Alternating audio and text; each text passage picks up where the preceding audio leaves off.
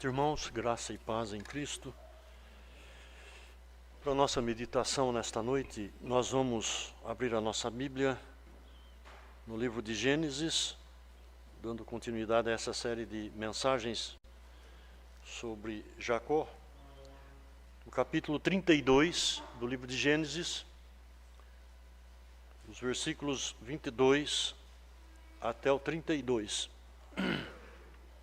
Gênesis, capítulo 32, versículos 22 ao 32.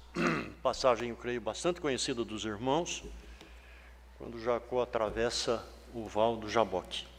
Assim diz a palavra do Senhor. Levantou-se naquela mesma noite, tomou suas 2 mulheres, suas 2 servas, e seus 11 filhos, e transpôs o val do Jaboque. Tomou-os e fê-los passar o ribeiro, fez passar tudo o que lhe pertencia, ficando ele só. E lutava com ele um homem até o romper do dia. Vendo este que não podia com ele, tocou-lhe na articulação da coxa, deslocou-se a junta da coxa de Jacó na luta com o homem. Disse este: deixe-me ir, pois já rompeu o dia. Respondeu Jacó: não te deixarei ir, se não me abençoares. Perguntou-lhe, pois, como te chamas? Ele respondeu: Jacó. Então disse: já não te chamarás Jacó, e sim Israel, pois como príncipe lutaste com Deus e com os homens, e prevaleceste. Tornou Jacó: dize, rogo-te, como te chamas? Respondeu ele: por que perguntas pelo meu nome? E o abençoou ali. Aquele lugar chamou Jacó Peniel, pois disse: vi a Deus face a face, e a minha vida foi salva. Nasceu-lhe o sol, quando ele atravessava Peniel, e manquejava de uma coxa. Por isso os filhos de Israel não comem até hoje o nervo do quadril, na articulação da coxa, porque o homem tocou a articulação da coxa de Jacó no nervo do quadril. Senhor nosso Deus e nosso Pai, nós te damos graças por esta noite maravilhosa, quando nós, apesar do frio do tempo, nós somos aquecidos pelo Teu Espírito, reunidos neste local para adorar-te e bendizer-te. Nós estamos alegres, estamos felizes, porque o Senhor está conosco. O Senhor está recebendo a nossa adoração, o nosso louvor, e nesse momento o Senhor vai falar mais uma vez conosco através da Tua palavra. E nós rogamos, ó Deus, que o Teu Espírito Santo dê-nos a compreensão, ilumine a nossa mente, para nós podermos enxergar as lições preciosas que o Senhor tem para nós neste texto. Queremos, ó Deus, refletir para crescermos no Teu conhecimento, na Tua vontade para nós, e ajude-nos nisso. Fale conosco, edifique as nossas vidas para o louvor, a honra e a glória do Senhor Jesus. É a minha oração em nome de Cristo. Amém, Senhor. Meus irmãos, para nós entendermos este ponto da história de Jacó, nós precisamos lembrar que ele havia enganado seu pai, ele havia trapaceado seu irmão, roubando-lhe o direito de primogenitura, né? Muito embora já estivesse no plano de Deus que ele fosse o patriarca, mas ele se portou de uma maneira indigna, né? E mesmo depois de ter tido aquele encontro com Deus, naquele local onde ele dormiu com a cabeça reclinada sobre a pedra, onde sonhou, né, com a escada que descia do céu e da terra, os anjos, e tendo ali um encontro com Deus, mesmo assim, né, depois de ter recebido a bênção de Deus, as promessas feitas a Abraão renovada com ele continuou ainda fazendo jus ao seu nome, né, trapaceando algumas vezes, trapaceando o seu sogro Labão, e depois de 20 anos servindo ao sogro e percebendo que o sogro já não mais o olhava com bons olhos, aproveitou uma das oportunidades para fugir com suas esposas e com toda a sua família, com todos os seus bens, retornando assim para a sua terra natal. E nesse trajeto, depois de ter sido também impedido por Deus de ser derrotado por Labão com seus homens, que foi ao seu alcance para fazê-lo retornar, né, e talvez para até pôr fim na sua vida, o Senhor interviu e, ao invés de Labão lutar contra Jacó, acabou fazendo uma aliança com Jacó, retornou para sua casa e Jacó então seguiu a sua trajetória, né? Agora ele está diante do vale do Jaboque, um ribeiro que desaguava no rio Jordão, e é aqui que a sua vida é mudada. É neste ponto que a sua vida é transformada, porque Deus, em sua infinita misericórdia, veio até ele para lutar com ele, para abençoá-lo, para transformar a sua vida. E neste episódio nós encontramos algumas lições preciosas para nós, lições de dependência de Deus na nossa caminhada neste mundo. A primeira coisa que eu vejo de importante nesse episódio aqui é o cuidado que se deve ter com a família. O cuidado que se deve ter com a família. Diz o texto: levantou-se naquela mesma noite, tomou as suas 2 mulheres, suas 2 servas e seus 11 filhos, e transpôs o val do Jaboque. Tomou-os e fê-los passar o ribeiro, fez passar tudo que lhe pertencia. Nós não temos dúvida de que, para obter essa grande família, Jacó dependeu da ação de Deus. Ele precisava de Deus para que a sua família fosse protegida agora. Ele tinha ciência que ele precisava que Deus estivesse ao lado da sua família, acompanhando a sua família, abençoando a sua família. Porque Deus havia lhe feito uma promessa de que através da sua descendência seriam abençoadas todas as famílias da terra. De sua família, portanto, nós sabemos, talvez ele não soubesse, mas nós sabemos, nasceria o Redentor. Ele sabia, no entanto, que tinha uma responsabilidade para com Deus, que envolvia a sua família. Disso ele tinha ciência, porque Deus o havia dito: na tua descendência eu abençoarei todas as famílias. E agora ele sabia que precisava preservar a sua família. A família tinha prioridade em sua vida. Irmãos, amados, nós precisamos ter esta consciência também. Esta consciência de que Deus conta com a nossa família para que as gerações futuras sejam abençoadas com o evangelho da salvação em Cristo Jesus. Nós devemos, portanto, dar prioridade à nossa família para que ela seja preservada espiritualmente cuidada, orientada, protegida, para que o inimigo não a ataque. E figuradamente foi isso que Jacó fez. Ele colocou a sua família em primeiro lugar, fê-la ultrapassar o val do Jaboque, para que estivesse segura, para que estivesse protegida. Primeiro passou a família, e então ficou só. E ficou só para fazer o quê? Para interceder, para que Deus cuidasse com certeza, primeiramente da sua família, para que Deus protegesse e abençoasse a sua trajetória dali para frente, para que ele pudesse chegar em segurança no seu destino. A pergunta que eu faço é: temos nós dado prioridade à nossa família?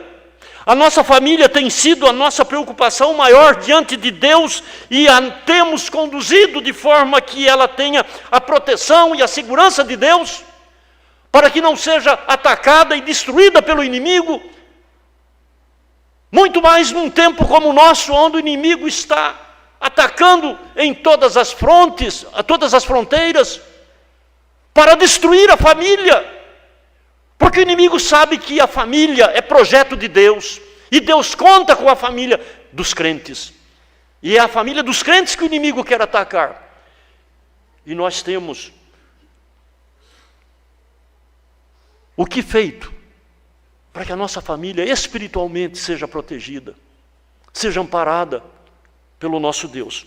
Nós precisamos tomar atitudes firmes e necessárias para que a nossa família seja de fato protegida por Deus, para que os nossos descendentes, nossos filhos, nossos netos, quem sabe os bisnetos e tataranetos, cumpram o propósito que Deus tem e sejam abençoadores no mundo em que irão viver ainda, para abençoar muitas vidas depois da nossa partida, né? Para isso, irmãos, nós precisamos de Deus. Para isso nós precisamos da direção do Senhor, da orientação do Senhor. E eu creio, isso estava dentro do propósito de Jacó, quando fica do lado de cá do ribeiro, para orar, para pedir a bênção de Deus, a direção de Deus, não só para ele, mas para a família, a sua família, que iria dar continuidade ao plano de salvação do nosso Deus. Uma outra coisa que eu vejo nesse texto é a humildade de Deus. Parece um pouco estranho falar, né, de humildade de Deus. Os versículos 24 a 26 diz: ficando ele só, e lutava com ele um homem até o romper do dia. Vendo este que não podia com ele, tocou-lhe na articulação da coxa, deslocou-se a junta da coxa de Jacó, na luta com o homem. Disse este: deixa-me ir, pois já rompeu o dia. Respondeu Jacó: não te deixarei ir se me não abençoares. Lutava com um homem. Assim do nada, de repente, surge um homem. Irmãos, nós temos aqui uma teofania, uma aparição de Deus na forma de homem, né, na forma humana. E isto é muito profundo e muito importante, porque Deus estava ali revelando o que Ele faria, através do descendente de Jacó, séculos e séculos mais tarde, quando Ele se encarnaria definitivamente na pessoa do seu Filho, o Senhor Jesus Cristo. Nós aprendemos aqui que Deus é tão humilde que Ele se humilha perante Jacó, deixando-se vencer por ele naquela luta. Deus não é mais fraco do que Jacó. Deus poderia tranquilamente aniquilar Jacó ali, mas não o faz. Pelo contrário, Deus se deixa vencer por Jacó. Pois como príncipe lutaste com Deus e com os homens e prevaleceste. A gente sabe que Jacó já não é mais aquele jovem fraco de quando saiu das terras dos seus pais. As lutas e lides com as criações do seu sogro certamente o tornou homem cheio de forças e habilidades. Mas mesmo assim, apesar de todo o vigor que ele tivesse, ele era um homem. E não se compara o poder de um homem com o poder de Deus. Mas é interessante que Deus, Ele não usa de seus poderes divinos para vencer Jacó. Ele se coloca na condição humana de um homem fraco e se deixa vencer para poder salvar Jacó. Porque esse era o plano de Deus. Deus se humilha, se tornando fraco perante Jacó para abençoar a vida de Jacó, para transformar a vida de Jacó. Mais tarde nós vamos encontrar o apóstolo Paulo fazendo uma ligação disso com a própria pessoa do Senhor Jesus, quando ele diz: pois ele, subsistindo em forma de Deus, não julgou o ser igual a Deus como usurpação, antes a si mesmo se esvaziou, assumindo a forma de servo, tornando-se em semelhança de homens, e reconhecido em figura humana, a si mesmo se humilhou, tornando-se obediente até a morte, e morte de cruz. O Deus com quem Jacó lutara no val do Jacó, sem dúvida alguma, era o Senhor Jesus Cristo, se apresentando de forma teofânica,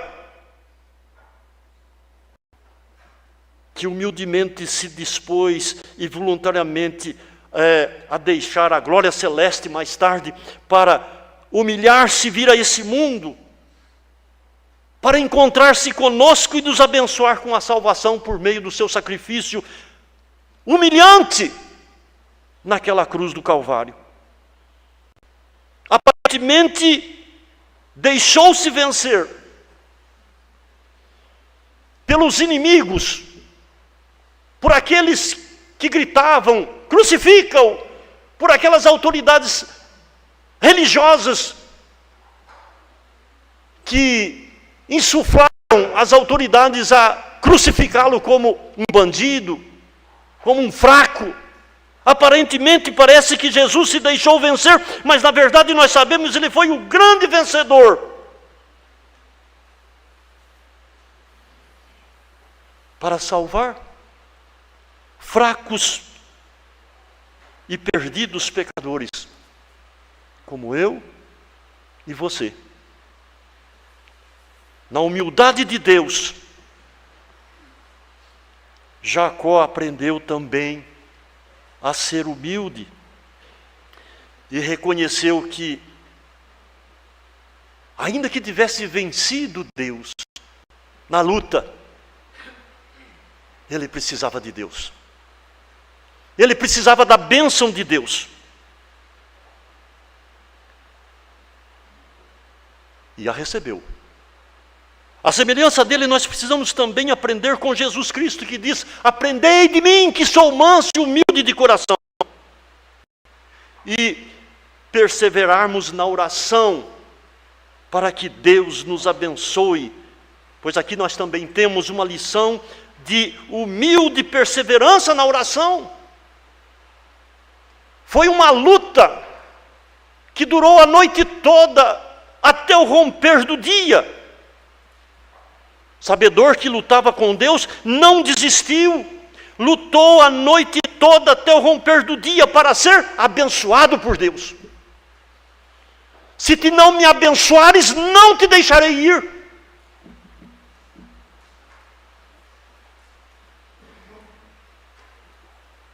Meu amado irmão, não desista nunca. Não desista nunca, seja qual for o problema que te aflige, a angústia que aperta o teu coração, o teu peito. Nós tivemos um pastor aqui na nossa cidade, na nossa igreja presbiteriana, acho que muitos o conheceram, reverendo Uriel Antunes de Moura. Ele tinha um filho que foi embora para São Paulo e abandonou a igreja, abandonou tudo. Aliás, eu acho que nunca havia sido convertido por Jesus. E o reverendo Uriel, um dia, já bem velhinho, na escola dominical, ele se levantou e pediu que a igreja estivesse orando pelo seu filho. E ele disse: há 40 anos eu venho orando pelo meu filho, e eu creio que vou morrer e não vou ver a conversão do meu filho, mas eu creio que Deus vai agir.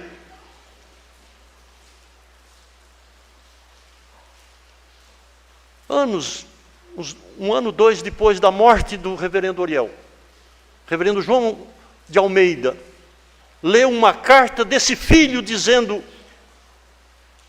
o quanto ele se arrependia de não ter ouvido o pai, mas que ele louvava o pai porque o pai perseverou em orar e hoje ele estava firmado em Cristo. 40 anos orando e não viu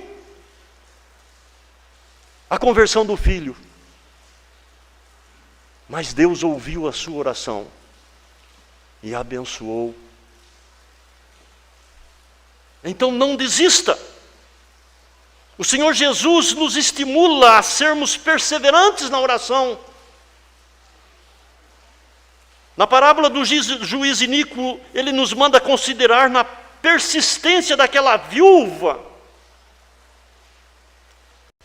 que nas palavras de Jesus que ele coloca na boca daquele juiz, diz assim: bem, eu sei que não temo a Deus, nem respeito a homem algum, todavia, como esta viúva me importuna, julgarei a sua causa, para não suceder que por fim venha a molestar-me. Então disse o Senhor: considerai no que diz este juiz iníquo, não fará Deus justiça aos seus escolhidos, que de dia, que a ele clamam dia e noite, embora pareça demorado em defendê-los? O que Jesus está nos ensinando aqui: persevere na oração, lute com Deus, porque Deus vai abençoar. Não desanime. Mas isso é demonstração de humildade, de dependência. Que a humildade de Deus em Cristo Jesus nos faça também servos humildes, que reconhecem a dependência dEle, a dependência da sua graça abençoadora.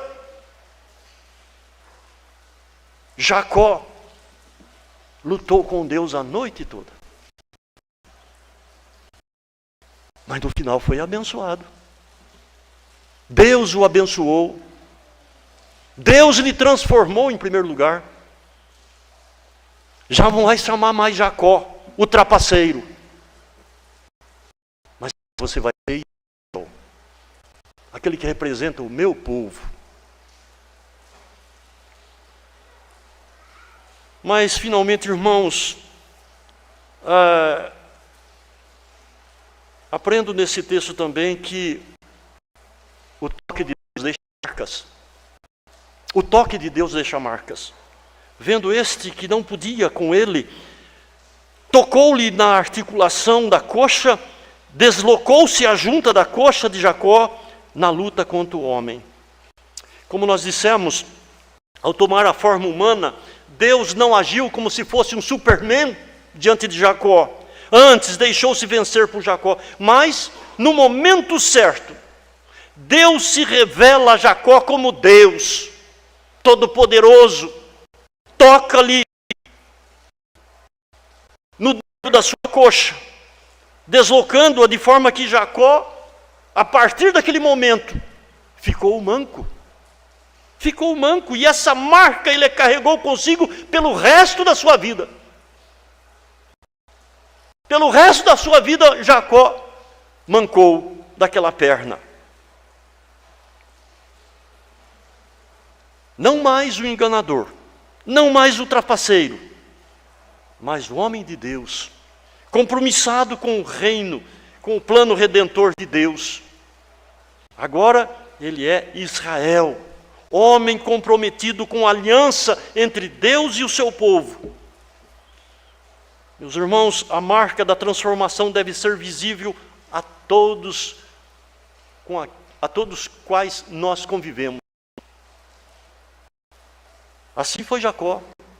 A marca deixada por Deus foi visualizada e conhecida por todas as pessoas que ele conhecia e que o conheciam.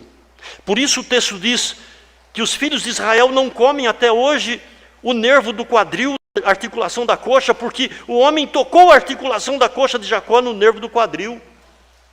Se você for olhar ali os livros da lei, você não vai encontrar uma lei que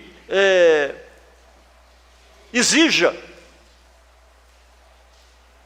essa observância, nenhum registro. Mas isso ficou registrado aqui nesse texto para mostrar que a marca foi visível a todos. Ficou registrado para mostrar que quando Deus toca no homem, fica essa marca. Marca que precisa ser contemplada pelas pessoas com as quais nós convivemos. Da mesma forma, irmãos, isso me diz que a conversão é um ato de Deus que, através do Espírito Santo, toca o nosso coração, o coração do pecador, transformando-o, regenerando-o, revivendo, santificando para Deus. E essa marca de Deus, que é a marca da sua própria identificação, que é a marca da santificação, tem de ser visível e permanente na vida do crente. O crente que de fato foi tocado pelo Espírito Santo tem que ter e demonstrar essa marca, a marca da santificação. Todos precisam saber e ver e constatar que nós agora somos novas criaturas em Cristo Jesus, que somos comprometidos com a sua glória, que somos comprometidos com a glória do seu nome. Em tudo que nós fizermos, em tudo que nós falarmos ou pensarmos. A marca da salvação exige sacrifícios, os mais variados. Eu creio que não foi fácil para Jacó viver e caminhar com aquela coxa deslocada. Paulo também conviveu com um espinho na carne. Mas a graça o sustinha de maneira que ele podia dizer: não sou mais eu, mas Cristo vive em mim. O meu viver é Cristo. A vida de santidade exige renúncias. E as suas consequências, principalmente no meio de uma sociedade corrompida, depravada pelo pecado como a nossa. A marca de Cristo é a cruz. E Ele nos exorta a assumirmos com Ele esta marca.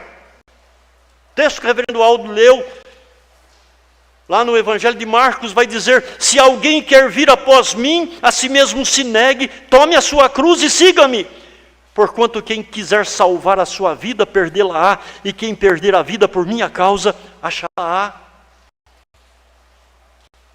Sacrifício, vida de renúncias, por amor de Jesus. É cruz, cruz. Simboliza sofrimento, o sofrimento de Jesus, mas que Ele nos convida para vivermos com Ele, a carregarmos essa marca com Ele. Jacó teve um encontro com Deus. Eu não tenho medo de dizer que, na verdade, Jacó viu Jesus, e a sua vida ali foi salva. E dali para frente, ele carregou a sua cruz, simbolizada naquela coxa manca. Aquele lugar chamou Jacó Peniel, pois disse: vi Deus face a face. A minha vida foi salva. Nasceu-lhe o sol quando ele atravessava Peniel e manquejava de uma coxa. Vi Deus, vi Deus. E a minha vida foi salva. Todos nós que já vimos Jesus com os olhos da fé, pelo toque do Espírito Santo, nós também precisamos tornar evidente em nossa vida, em nosso viver, a marca de Cristo, a marca do nosso Deus, a marca da santidade. E nisso nós dependemos de Deus, nós dependemos da sua palavra, nós dependemos da sua instrução, nós dependemos do seu poder, nós dependemos da ação cotidiana do seu Espírito na nossa mente, no nosso intelecto, no nosso agir.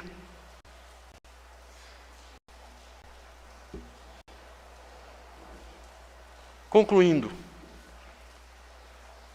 aprendemos com esse texto hoje sobre o cuidado que nós devemos ter para com a nossa família, para que os nossos descendentes continuem a obra de evangelização depois de nós, às gerações futuras.